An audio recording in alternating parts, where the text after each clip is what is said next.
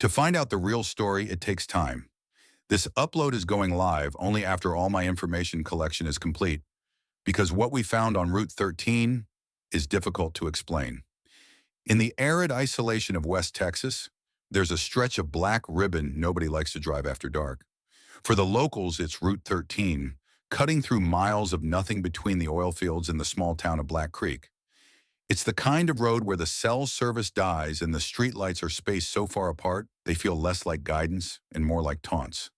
This isn't a story about a car crash or a murder. This is a story about the glitch. It was a little past 2 a.m. when Liam was driving home to Black Creek from his late shift at the refinery. He was exhausted, trying to stay awake with bad radio and lukewarm coffee.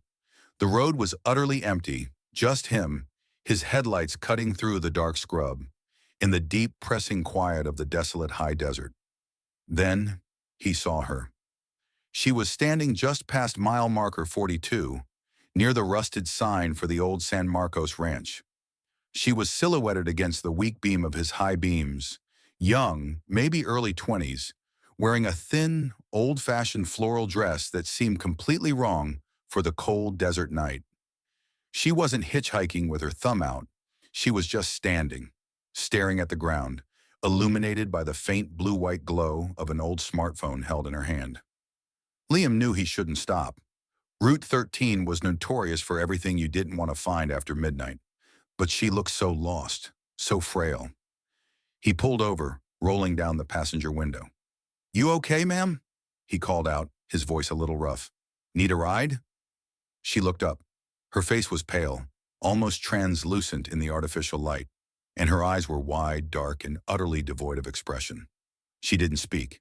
She just walked to the passenger door, opened it, and slid in. Liam felt a sudden, deep chill that had nothing to do with the temperature outside the truck. "Where are you headed?" he asked, trying to sound normal. She finally whispered a single word: "Home." As they drove, the silence thickened. Liam glanced over. In the dashboard light, he noticed two things that made the hairs on his neck stand up.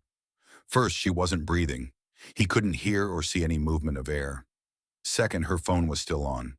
It was an ancient model, maybe 15 years old, and it kept flickering, like the screen was struggling to refresh.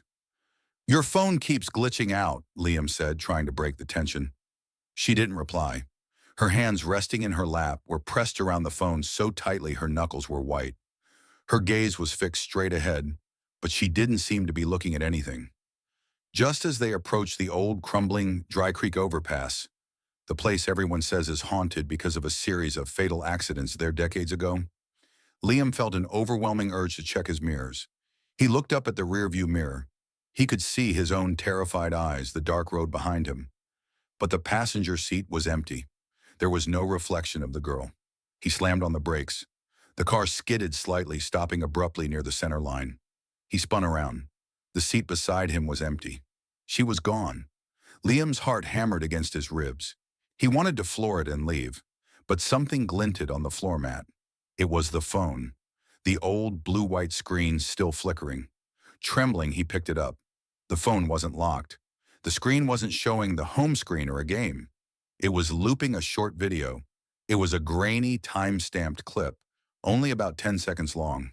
It showed Liam's truck pulling over near mile marker 42, the door opening, and the pale girl sliding into the seat. It was a video of the last 5 minutes, filmed from the perspective of the passenger seat. Then the video stopped, and a single unsendable text message popped up on the screen, frozen in the draft box. It was addressed to Mom, and it read, "I finally found a ride home, but I can't press send. I'm stuck right here. I keep driving, but I'm always back at the overpass. I just want to leave the loop." Liam threw the phone onto the seat and drove like a maniac until the sun came up. To this day, the myth says the girl isn't a ghost haunting Route 13. She's a ghost trapped in the digital recording of her last journey. And if you stop to pick her up in West Texas, you don't give her a ride. You become a brief, fleeting part of her endless, repeating loop. And maybe that's why Liam, even today, keeps getting directions on his phone, leading him back to the Dry Creek overpass, no matter where he actually is. If you want to keep exploring the dark corners of the digital world and the old highways of the U.S., make sure you subscribe to Myths with Uzi right now.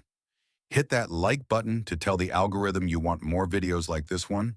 Until the next upload, stay safe out there.